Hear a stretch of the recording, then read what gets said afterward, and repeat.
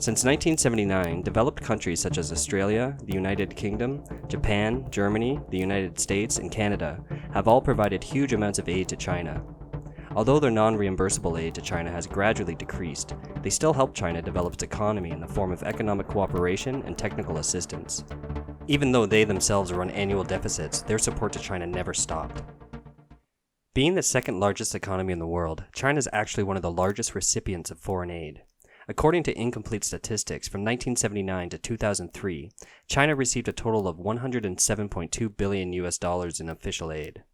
In 2009, the then Chinese Minister of Commerce said that over the past 30 years, China has been working with the United Nations Development Program, UNICEF, the European Union, Japan, Germany, Australia, Canada, and other countries.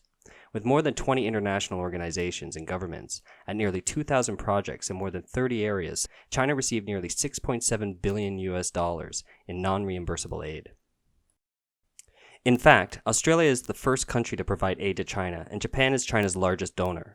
Japan's economic aid to China began in 1979, and in 1981 the Japanese government began providing free aid to China.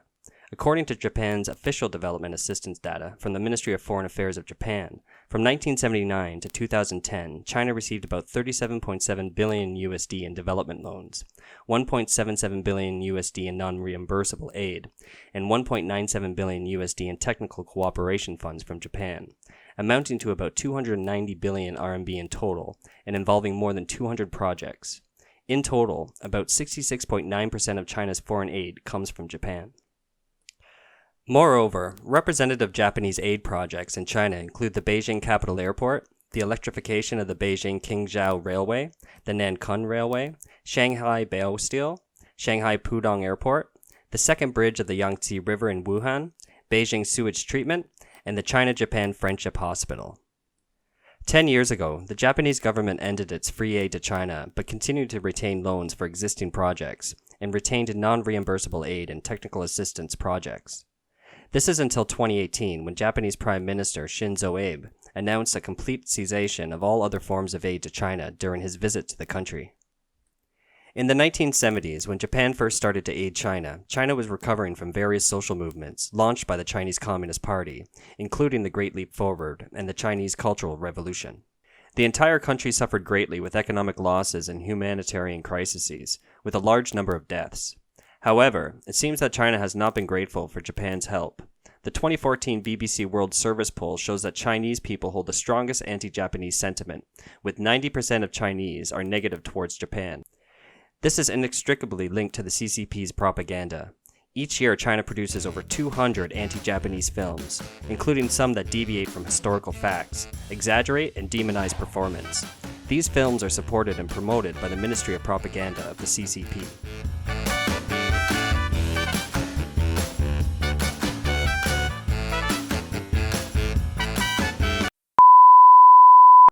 In 2012, anti-Japanese protests broke out in China over the dispute over the Diaoyutai Islands in the East China Sea, resulting in violence in many cities across the country, including smashing Japanese cars, vandalizing Japanese shops and stores, and even death threats against Japanese nationals in China.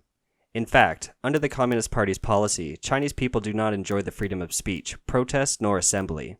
Therefore, many believe that the anti-Japanese protests were coordinated by the Communist Party in order to put pressure on Japan. The same works for the U.S. As of 2012, U.S. aid to China totaled about $556 million over 33 years, covering more than 30 assistance programs. In terms of projects and participating agencies, there are currently about 30 types of U.S. assistance programs in China, with nearly 20 government agencies providing funding and project implementation. In addition, the U.S. Economic Support Fund, that began in 1999, has reached $110 million in the fiscal year 2009, averaging more than $10 million annually and accounting for 1/4 of U.S. total aid to China during the same period. China is also the largest recipient of German and French aid. Germany has been providing $1.21 billion in free aid to China over a 30-year period. France is the third largest economic aid provider to China after Japan and Germany. Besides aid, France has also provided unconditional loans totaling 552 million euros to China by 2005. In October 2004, China and France signed the Framework Agreement on Cooperation, which provides unconditional official development assistance loans totaling about 120 to 150 million euros per year to China, mainly for projects that strive for improving poverty, health, and environment in China. On the other hand, in 2006, the UK Department for International Development launched a high-profile China aid program to help China reduce poverty, provide basic education, HIV control, and water and sanitation. After announcing the end of its traditional aid to China in 2011, the UK continued to provide about 38.6 million USD in aid to China in 2012, amounting to 300 million USD in 23 years of free aid to China. On July 24th, the UK announced to cut back foreign economic aid, including £71.6 million to China. DFID and the FCO are now joining together to become a new Whitehall Super Department for International Affairs, which will be of huge benefit to our ability to project Britain's sense of mission about overseas aid. And it's for too long, frankly, UK overseas aid has been treated as some giant cash point in the sky that arrives without any reference to UK interests or to the values that the UK wishes to express, or the priorities, diplomatic, political, or commercial, of the government of the UK. Moreover, at the end of 2012, the EU's total aid to China amounted to about 810 million euros, covering 85 items such as trade, justice, education, and health and social security. The EU began to provide financial and technical assistance to China in 1984. For Australia, by 2011, it had provided 800 million USD in aid to China and had completed 132 assistance projects in agriculture, education, health, environmental protection, poverty alleviation, and rural development in China. In 2011, Australia announced the official end of its non-reimbursable aid to China and switched to the form of bilateral economic and trade cooperation, further providing loans and funds to China. Poverty, human rights, and health were mentioned frequently as the reason to provide aid to China, but have these problems been solved? The answer is almost a definite no. In 2020, the Communist Party announced that it would achieve a moderately prosperous society by Premier Li Keqiang, stated in this year's National People's Congress closing session that China is a developing country with a large population. We have an annual disposable income per capita of 30,000 won, but there are 600 million people with low and middle incomes, and they earn an average of 1,000 won a month. That is equal to US $142.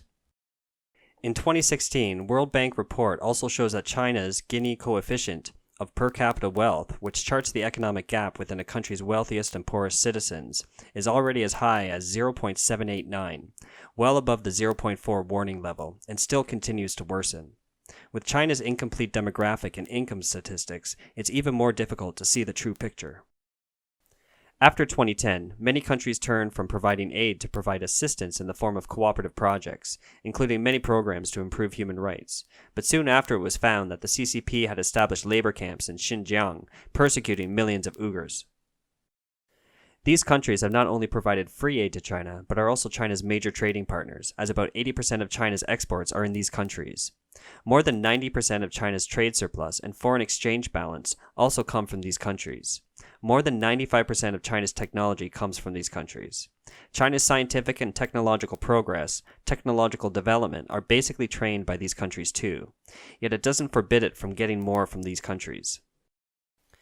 FBI Director Christopher Wray said during a hearing before the U.S. House of Representatives last November that the FBI has opened an investigation into more than 1,000 cases of technology theft linked to China. Zach Cooper, a senior fellow at the American Enterprise Institute, says China has been stealing intellectual property and trade secrets for years. China's IP theft costs the U.S. between $200 billion and more than $300 billion a year, and he stated, "Americans have good reason to be uneasy about it." The huge amount of aid provided by countries contrasts a lot with the hostile faces of CCP's wolf warrior diplomats. Now many countries are gradually recognizing the true face of the Chinese Communist government, and they should not remain silent. At the very least, they have to respond and protect their own citizens. We are now making it clear to China that after years of targeting our industries and stealing our intellectual property, the theft of American jobs and wealth has come to an end.